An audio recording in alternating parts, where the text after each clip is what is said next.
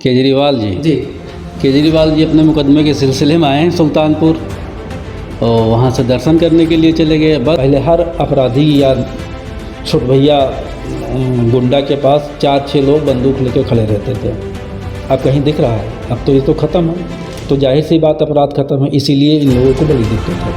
5 साल पहले जी कम से कम अपराधी हों चाहे जो लोग हों, कम से कम 5 से 10 गाड़ियों से नीचे नहीं चलते थे। काफिला देखे होंगे, 10-10 गाड़ियों के काफिला, लग्जरी गाड़ियाँ, जी सब गाड़ी एसी हैं, ठीक है। और हर गाड़ी के शीशा खुला रहता है। एसी गाड़ी होते हुए सबके शीशे खुले हैं और सबसे राइफल निकली रहती है। अब किसी गाड़ी में कोई राइफल आपको दिखाए तो बताइए। ये एक स्कूल पीछे है। स्कूल खुलने के टाइम और स्कूल बंद होने के टाइम कम से कम 50 लड़के मोटरसाइकिल लिए घूमा करते थे। ये पहले की बात है। हाँ, पहले की बात है। पिछली सरकारों में मोटरसाइकिल लेके आगे पीछे लड़कियों के घूमते थे, लेकिन अब कोई नहीं दिखाई पड़ता। आप खुद ही पता कर लीजिए। जाते थे माफिया के पास, जाते थे माफिया से ये कहते थे कि भैया 10 लाख रुपए ले लो, ये 50 लाख की ज़मीन है, हमारी खाली करवा दो। तो माफिया ये कहता था ऐसा है, तुम 10 लाख रुपए ले लो, ये 10 लाख ले लो, ये ज़मीन छोड़ दो। तो ज़मीन ज़बरदस्ती वो छोड़ लेता था। पहले हम लोग पुलिस के पास नहीं, मतलब जो पीड़ित व्यक्ति है जिसकी ज़मीन पे किसी ने कब्जा कर रखा, वो पुलिस के पास नहीं जाता था, माफिया को ढूंढता। भाई अधिकतर किसान इस टाइप के हैं कि जो इनको तीसरे महीने 2000 रुपये मिल रहा है, उससे उनकी मनिया ही ना पा रही है। हमें मंदिर बन रहा है, ये भाजपा की देन है, मोदी जी की देन है, योगी जी की देन है कि अयोध्या में मंदिर बन रहा है। नमस्कार, आज हमारे साथ खास बातचीत करने के लिए क्षेत्र के वरिष्ठ भाजपा नेता व ब्लॉक प्रमुख प्रतिनिधि श्री रामदेव सिंह जी हैं। जो है जो विधानसभा चुनाव करीब आ रहा है, विधानसभा चुनाव में जो विपक्षी पार्टियां हैं वो भी अपनी तैयारियां कर रही हैं। अभी कल जो है दिल्ली के मुख्यमंत्री अरविंद केजरीवाल भी अयोध्या पहुँचे, इस पर आपका क्या कहना है?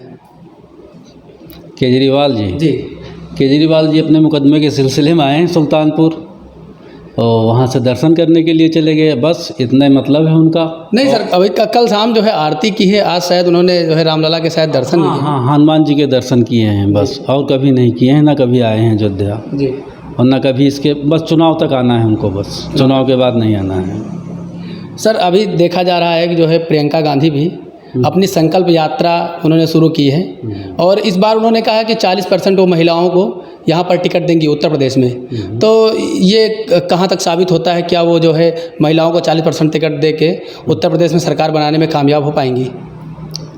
संकल्प यात्रा केवल उनकी संकल्प नहीं, प्रतिज्ञा यात्रा है शायद। जी। प्रतिज्ञा यात्रा उनकी केवल उत्तर प्रदेश के चुनाव के लिए है। जहाँ जहाँ उनकी सरकार है वहाँ कोई उनके लिए उसकी प्रतिज्ञा कोई नहीं है उनकी। राजस्थान है, पंजाब है और कहीं भी मतलब महिलाओं के ना उन्होंने कभी टिकट दिया है इतनी।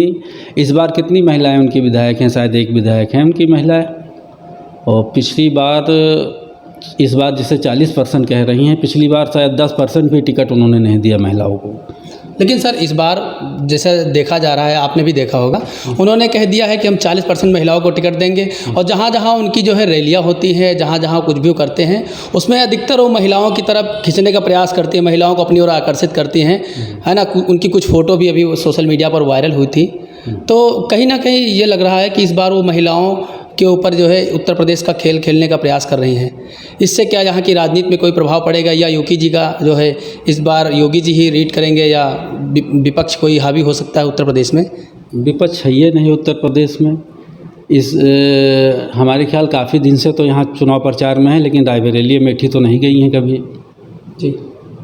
और रायबरेली अमेठी, जबकि अमेठी तो हार चुकी हैं और रायबरेली में उनकी माताजी सांसद हैं, वहाँ भी नहीं जाती हैं, ना कोई महिलाओं के लिए कोई बात उठाती हैं वहाँ की। अभी लखीमपुर खीरी के जो हिंसा हुई है, अभी चंद ही दिन बीते हैं, उसमें कहा गया कि जो है भाजपा के जो मंत्री थे उनके पितृ द्वारा जो गाड़ी चढ़ा के कई किसानों को मार दिया गया। तो इससे, इस लखीमपुर खीरी की घटना से उत्तर प्रदेश के चुनाव पे कोई प्रभाव पड़ सकता है, या फिर वो मामला शायद कोर्ट में है, कोर्ट में चल भी रहा है। वो गिरफ्तार भी हो गए हैं, आशीष मिश्रा जी। और उसमें जो भी जिनका जो मारे भी गए हैं किसान, पता चल रहा है वो उत्तर प्रदेश के हैं भी नहीं। और किसान के अलावा और भी लोग मारे गए हैं, उनको तो कोई नहीं पूछ रहा है। किसान के अलावा 4-5 लोग और मारे गए हैं जिसको किसानों ने ही मारा है।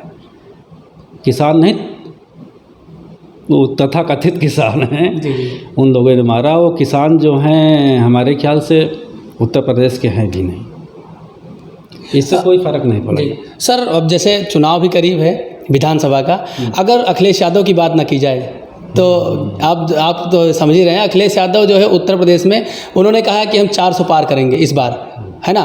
तो उनकी जो है विजय संकल्प यात्रा अखिलेश यादव की शुरू हो चुकी है, वो सभी जनपद में पहुंच रहे हैं और देखने में भारी संख्या में उनके कार्यकर्ता भी जुट रहे हैं। तो क्या अखिलेश यादव वाकई में इस बार 400 पार कर पाएंगे या फिर उनका केवल ये दावा ही रहेगा या उनकी बातें ही रहेंगी? 400 पार कर पाते हैं या नहीं, इस पर आप क्या कहने हैं? 400 तो संभव ही नहीं है। हाँ, कुछ बढ़ सकता है जी। हमारे ख्याल 47 थी, 47 से कुछ घट बढ़ सकता है, 400 तो संभव नहीं है।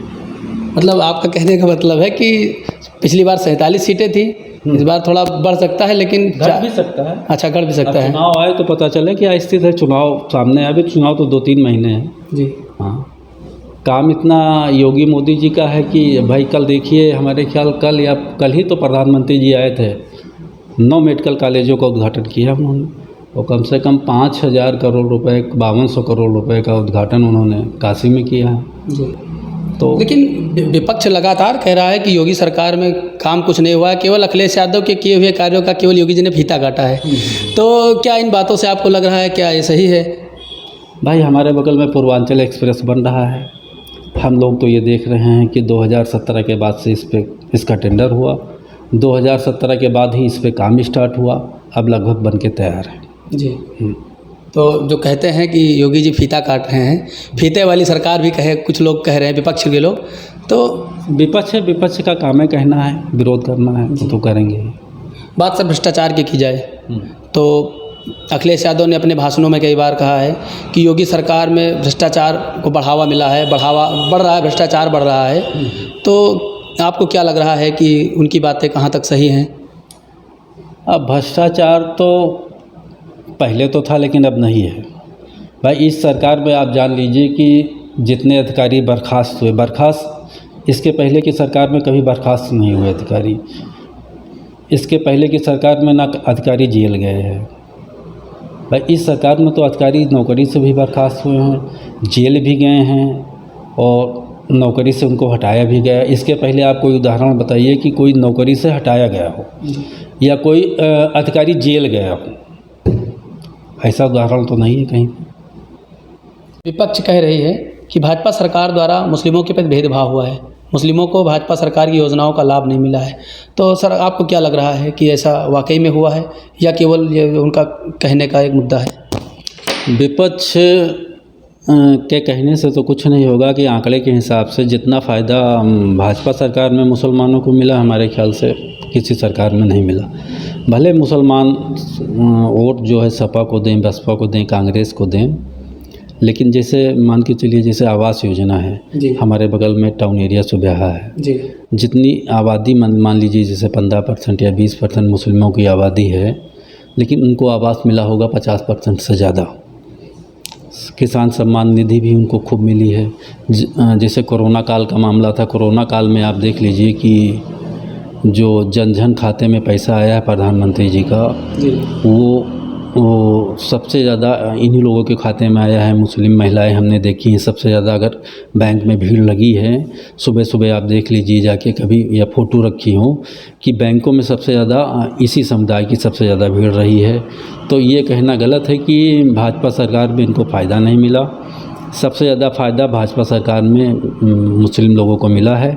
आवास भी खूब इनको मिले हैं। आप रिकॉर्ड निकाल लीजिए कि सुबहा में सबसे ज़्यादा आवास किसको मिले हैं, जबकि उनकी आबादी हमारे ख्याल हिंदू से कुछ कम होगी, लेकिन आवास उनको बहुत ज़्यादा मिला है। और किसान सम्मान निधि भी मिली है। जैसे कोटेदार के यहाँ गल्ला भी बहुत मिल रहा है, अनाज भी बहुत मिल रहा है। सब मतलब आबादी से भी अधिक, मतलब जिस अनुपात में उनकी आबादी है उससे कहीं ज़्यादा उनको लाभ मिल रहा है। बात अगर की जाए महिला सुरक्षा को लेकर, तो योगी सरकार महिलाओं को कितने हद तक सुरक्षा प्रदान कर पा रही है? महिलाओं के प्रति इस सरकार में अपराध घटा है या बढ़ा है? पिछली सरकार में क्या था? महिला तो इस समय सुरक्षित ही हैं। आप चाहे जब देख लीजिए, आने जाने में कोई दिक्कत नहीं है, ना उतना अपराध बढ़ा है। अपराध तो इस सरकार में कम हुआ है, आंकड़े भी बताते हैं कम हुआ है। और महिला तो सुरक्षित है, महिलाओं में कोई दिक्कत नहीं लग रही है। महिलाओं के लिए हमारे ख्याल वो एक मिशन शक्ति का कार्यक्रम भी चल रहा है, दूसरा पुलिस भी उनको जागरूक कर रही है। जी जी। और रोमियो वाला स्काट भी जी, हाँ, एंटी रोमियो भी बना है। पहले आप देखिए, हमारे एक स्कूल आगे है, एक स्कूल पीछे है। स्कूल खुलने के टाइम, स्कूल बंद होने के टाइम कम से कम 50 लड़के मोटरसाइकिल लिए घूमा करते थे। ये पहले की बात है। हाँ, पहले की बात है। पिछली सरकारों में मोटरसाइकिल लेके आगे पीछे लड़कियों के घूमते थे, लेकिन अब कोई नहीं दिखाई पड़ता। आप खुद ही पता कर लीजिए। अब लड़कियां आराम से साइकिल से अपने घर आ सकती हैं, पैदल भी जा सकती हैं, लेकिन कोई छेड़खानी नहीं करता। लेकिन पहले ये था कि उनको अपने घर आने जाने में दिक्कत थी। कम से कम अराजक तत्व कम से कम 50 लड़के मोटरसाइकिल से घूमा करते थे आगे पीछे उनके। तो लड़कियों की सुरक्षा इस सरकार में बखूबी बहुत है। जी सर, अभी आपने अखिलेश यादव के बयान सुने होंगे। उन्होंने कहा कि ये जो बाबा की सरकार है ये बुलडोज़र सरकार है। तो आखिर उन्होंने बुलडोज़र सरकार योगी जी की सरकार को क्यों बताया? क्या कारण रहा है? उनको क्या लगा कि ये बुलडोज़र की सरकार है? बुलडोज़र सरकार तो है ही है जी। भाई, माफियाओं की बिल्डिंगें गिरा दी, माफियाओं की जो ज़मीन पे उन्होंने कब्जा कर रखा था वो खाली करा दिया। आप पहले जाइए कि पहले जैसे आपकी ज़मीन हो या हमारी ज़मीन हो जी। हमारी ज़मीन है जिसकी कीमत मान लीजिए, अगर उसकी ज़मीन की कीमत 50 लाख रुपए है जी। तो किसी ने कब्जा कर रखा या वो उस पर मतलब दमंगई से कब्जा कर रखा है, हमको उसको मतलब छुड़वाना हो तो हम पुलिस के पास नहीं जाते थे, माफिया के पास जाते थे। माफिया से ये कहते थे कि भैया 10 लाख रुपए ले लो, ये 50 लाख की ज़मीन है, हमारी खाली करवा दो। तो माफिया ये कहता था ऐसा है, तुम 10 लाख रुपए ले लो, ये 10 लाख ले लो, ये ज़मीन छोड़ दो। तो ज़मीन ज़बरदस्ती वो छोड़ लेता था। पहले हम लोग पुलिस के पास नहीं, मतलब जो पीड़ित व्यक्ति है जिसकी ज़मीन पर किसी ने कब्जा कर रखा, वो पुलिस के पास नहीं जाता था, माफिया को ढूंढता था। जी। अब लोग जिसकी ज़मीन पे कब्जा है वो पुलिस के पास जाए, अपना एप्लीकेशन दे। अब तो थाना दिवस पे मतलब थाना दिवस पे लेखपाल और ये सब लोग रहते हैं पुलिस वाले, उसी दिन जाके खाली करवा देते हैं। पहले ये था कि जो ज़मीन पे खाली करवाना हो तो माफिया को ढूंढना पड़ा। अब सब माफिया बिल्कुल बेकार हैं, एकदम सब ख़त्म ही हो गए हैं। जी। योगी सरकार में इनकाउंटर भी हुए हैं। हाँ। कभी जब इनकाउंटर ज़्यादा हुए थे अपराधियों को, तब विपक्ष ने कहा था कि जो है इनकाउंटर वाली सरकार है, हत्याएं करवा रही है, लगातार निर्दोषों की हत्याएं हो रही हैं। तो आपको क्या लगता है इस सरकार में जो जिनकी हत्याएं हुई हैं, जिनका माफ़ कीजिएगा, जिनके इनकाउंटर हुए हैं, वो अपराधी क्या विपक्ष के लिए निर्दोष थे? नहीं, किसका इनकाउंटर हुआ?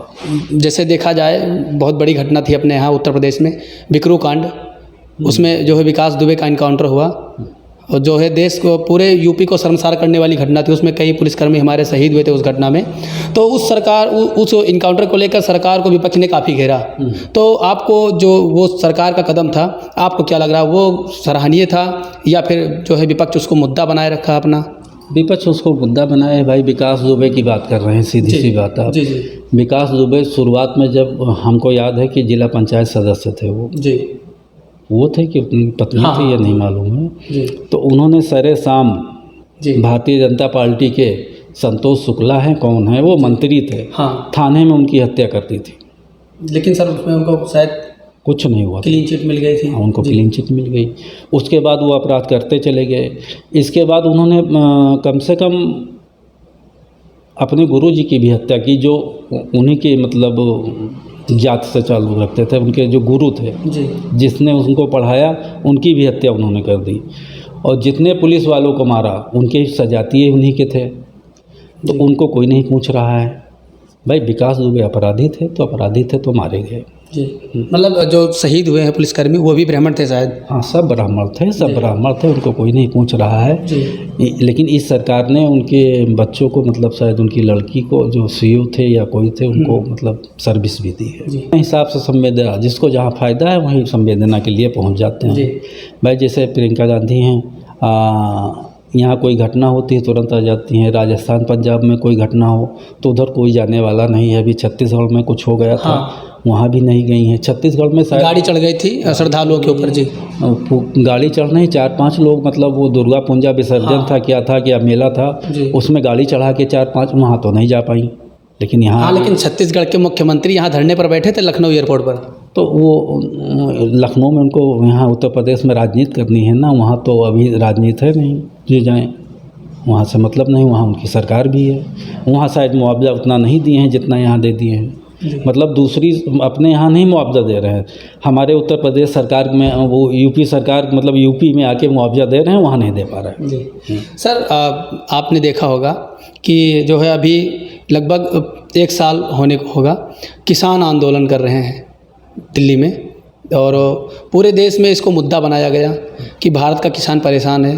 किसान बिल आया, वो सुप्रीम कोर्ट में शायद चला गया, उस पर रोक भी लगा दी गई है, लेकिन उसके बाद भी इनका आंदोलन चलता रहा। जो किसान के नेता हैं राकेश टिकैत, वो जो है इस आंदोलन से काफ़ी प्रसिद्ध हुए। तो आपको क्या लग रहा है, किसानों का जो आंदोलन चल रहा है वो सही है या फिर वो एक सुनियोजित आंदोलन है? हमको तो सुनियोजित लग रहा है भाई। किसान तो आप खुद ही देख लीजिए, सब अपने यहाँ व्यस्त है। वहाँ आंदोलन में कौन है, पता नहीं कौन है भाई। और वो जितना तो इस सरकार ने किसानों के लिए किया कभी नहीं हुआ है। अब चाहे किसान सम्मान निधि देख लीजिए, किसान सम्मान निधि, भाई अधिकतर किसान इस टाइप के हैं कि जो इनको तीसरे महीने 2000 रुपये मिल रहा है उससे उनकी बनियाई ना पा रही है। बहुत लोग किसान ऐसे हैं, मान लीजिए कि फसल ख़राब हो गई या कुछ हो गया, लेकिन जो 2000 रुपये मिल रहा है उससे उनको बड़ा सहारा है। तो किसान आंदोलन एक सुनियोजित है भाई। अगर किसान सुनियोजित ना होता तो वो बंगाल क्यों चले गए? बंगाल में धरना नहीं कर, बंगाल में चुनाव लड़ने चले गए। लेकिन बस जैसे अभी दिल्ली में थे, दिल्ली बॉर्डर पे थे, अब यूपी में चुनाव है तो यूपी में रहेंगे। हाँ, हमेशा देखा जा रहा है कि राकेश टिकैत जो है यूपी के ऊपर ज़्यादा फोकस कर रहे हैं। हाँ, चुनाव आ रहा है ना, इसीलिए।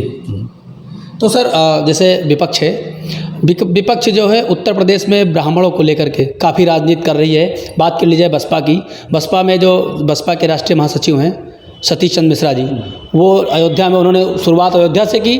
उन्होंने अपना जो ब्राह्मण सम्मेलन रखा अयोध्या में। सपा भी ब्राह्मणों को अपनी ओर बरगला रही है, ब्राह्मणों को बहला फुसला रही है कि जो है भाजपा ब्राह्मण हितैषी नहीं है, आप हमारी पार्टी में आइए, आपको यहाँ जो है सम्मान मिलेगा, टिकट मिलेगा, चुनाव लड़ेंगे। तो आपको क्या लग रहा है कि वाकई में क्या भाजपा में ब्राह्मणों का सम्मान नहीं है, या फिर ये केवल एक प्रकार का राजनीतिक मुद्दा बना दिया गया है कि ब्राह्मणों को जो है पार्टी से इधर से उधर कराया जाए, उनको बरगलाया जाए? ये राजनीतिक मुद्दा है। पार्टी से इनको हटाने के लिए जितना सम्मान भाजपा ने ब्राह्मणों को दिया शायद किसी ने नहीं दिया है। अब सब लोग राम मंदिर के लिए जाएंगे कि हम वहाँ चले जाएं, नहीं, सभी लोग राम मंदिर का विरोध किए हैं भाई। बसपा सरकार ने भी विरोध किया कि वहाँ पे शौचालय बन जाना चाहिए।